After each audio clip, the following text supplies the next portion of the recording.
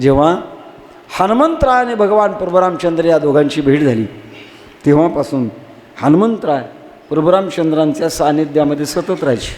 उठता बसता खाता पिता भगवान प्रभुरामचंद्र उठण्याच्या अगोदरपासून झोपी गेल्यानंतरपर्यंत हनुमंतराय बरोबरच राहायचे.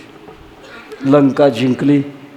भगवती सीता मातेला घेऊन परत पुष्पक विमानामध्ये बसून सर्व वानरांना भगवंताने जिवंत केलं, अमृत प्रोक्षण केलं.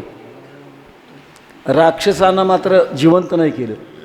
काही लोक म्हणतात देवावर सुद्धा भेदभाव आहे, वानर सैन्य आपलं आणि राक्षस सैन्य रावणाचं, म्हणून त्यांना जिवंत केलं नाही असं नाही महाराज. भगवंताच्या कृतीमध्ये काय चांगलं आहे ओळखणं अवघड आहे. काय घडलं? राक्षस जे मेले, मरत असताना भगवान प्रभुरामचंद्राला पाहत पाहत मेले. ज्याचं नाव घेतल्यानंतर मोक्ष प्राप्त होतो आणि त्याला पाहिल्यानंतर जर प्राण सुटला ते काही नरकाला गेले असतील का? ते मोक्षगतीला प्राप्त झाले. पण वानर मात्र कोणाला पाहून मेले? राक्षसांना पाहून मेले.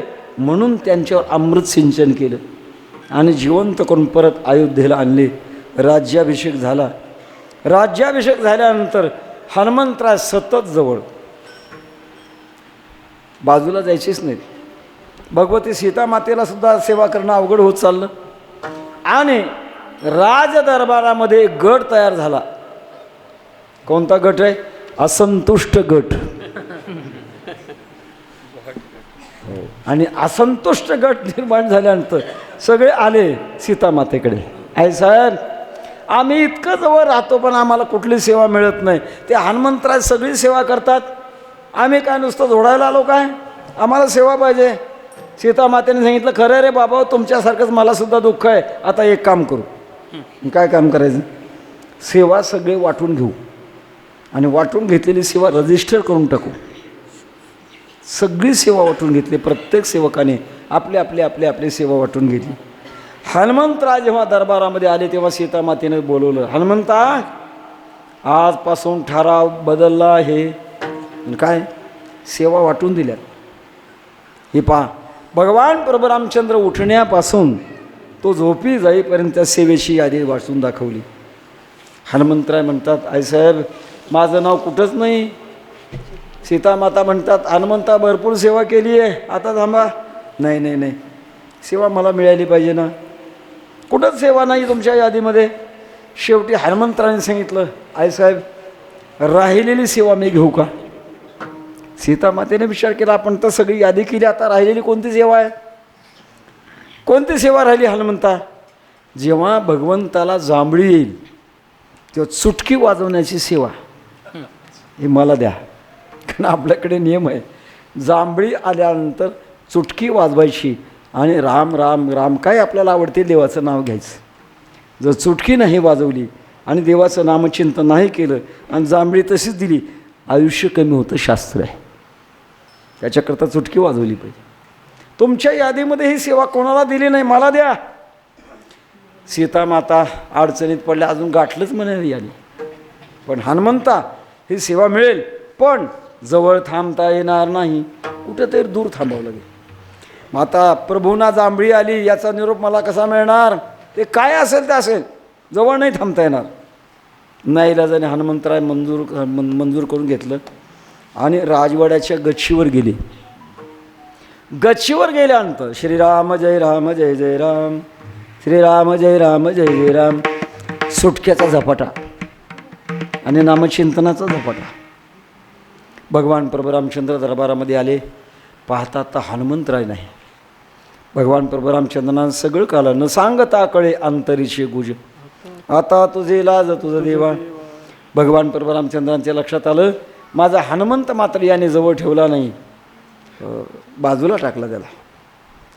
भगवान प्रभुरामचंद्राने जांभळी दिली आणि तोंड फाकून तसंच राहिलं. तोंड काही मिठीच ना. बराच काळावधी राहिला. सगळे वैद्य बोलवले, निष्णात वैद्य बोलवले, पण ते काही तोंड काही मिटायलाच तयार नाही. जसं एखाद्या माणसाची दातखीळ बसते ना, दातखीळ बसल्यानंतर ते उघडतच नाही म्हणतात लोक. जर दातखीळ बसली, ज्याची दातखीळ बसली त्याच्या पुढे लिंबू चिरून पुढे धरावं किंवा चिंचेचा आकडा पुढे धरावा असं म्हणतं. त्याच्या तोंडाला पाणी सुटतं आणि ती दातखिळी उघडते. ऐकलंय, केलेलं नाही. तेव्हा हा भगवान प्रभू रामचंद्रांचं तोंड असं फाकलेलं राहिलं. अनेक वैद्य बोलवले पण काही उपाय चाले नाही. जेव्हा एखाद्या कुळावर संकट येतं तेव्हा ते संकट दूर करण्याकरता त्या कुळाचे कुळगुरू ते संकट दूर करण्याची परंपरा आपल्या देशात आहे. आता कुळगुरू राहिले नाही. आता कुलगुरू आहेत युनिव्हर्सिटीमध्ये एक एक. पूर्वी प्रत्येक वंशाचे कुळगुरू असत. त्या वंशावर काय संकट प्राप्त झालं की कुलगुरूने तपश्चर्या खर्च करायची आणि ते संकट दूर करायचं तरच ते कुलगुरू होते. रघुवंशाचे कुलगुरू वशिष्ठ आणि वशिष्ठांना बोलवण्यात आलं. फार मोठं संकट आलं आहे, भगवंताचं तोंड जे भाकलं ते मिटेना, आता तुमची जबाबदारी आहे, सगळे उपचार थांबलेत. वशिष्ठ अंतर्मुख झाले. अंतर्मुख झाल्यानंतर काही पठारावर जगाच्या समस्या कळतात. वशिष्ठांच्या लक्षात आलं आणि वशिष्ठांनी चौकडं पाहिलं, हनुमंत कुठं आहे? सगळ्याच्या कपाळा वाट्या पडल्या. ज्याला आम्ही मुद्दाम बाजूला काढलं त्याचीच पहिल्यांदा आठवण, कुठं आहे बघा, असेल कुठं तरी. नाही नाही, अगोदर शोधा त्याला. शोधता शोधता हनुमंताला सापडले गच्चीवर. चुटक्याचा झपाटा, नामचिंतनाचा झपाटा. वशिष्ठाने विचारलं, हनुमंता हे काय? म्हणे मला सेवा करायला कोणतीच ठेवली नाही, मी मागून घेतली सेवा आणि मला जवळ थांबायचं नाही अशा प्रकारचा करार आहे. मग मी विचार असा केला की सारख्या चुटक्या वाजवायच्या आणि सारखं नामचिंतन करायचं, जेव्हा जांभळील तेव्हाची चुटकी सेवेमध्ये जमा होईल म्हणून सारख्याच चुटक्या वाजवू लागलो. वशिष्ठांनी सर्वांना सांगितलं, बघा जोपर्यंत हनुमंताला पहिल्यासारखे सेवा करू देत नाहीत तोपर्यंत हनुमंतराय चुटकी वाजवायचं बंद करत नाहीत आणि तोपर्यंत प्रभूचं तोंड मिटणार नाही. काय करायचं बोला. सगळ्यांनी सांगितलं, देवा तुमच्याकरता म्हटलं तर आमची सगळी यशस्वी माघार. सगळ्यांनी माघार घेतली आणि नंतर हनुमंतरांना भगवंताची सेवा पुन्हा करता आली. म्हणून सेवा मागावी लागते आणि सेवा देवाने द्यावी लागत असते.